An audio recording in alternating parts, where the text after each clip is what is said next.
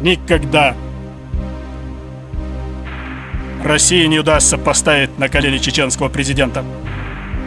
8 марта 2005 год. Толстой юрт.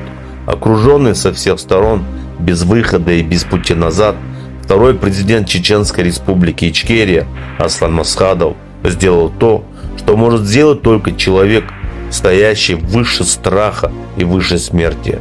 В своем последнем интервью он сказал: «Вы никогда не сможете поставить на колени чеченского президента». Это были не просто слова, это было решение.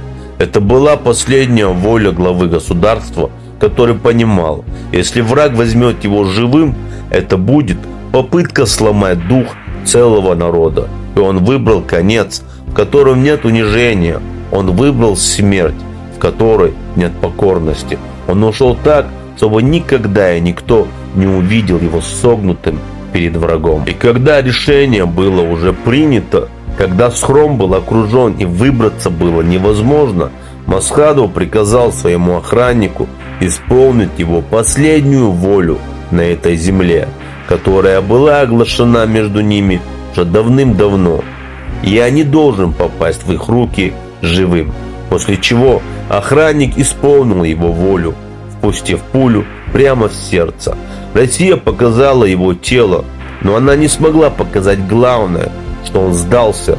Аслан Масхадов ушел из этой жизни так же, как и жил ее, твердо, спокойно и непокоренно. Президент, который никто не поставил на колени. Человек, который до конца оставался свободным. Да будет доволен тобою Аллах, а мы будем помнить тебя вечно. Никогда России не удастся поставить на колени чеченского президента.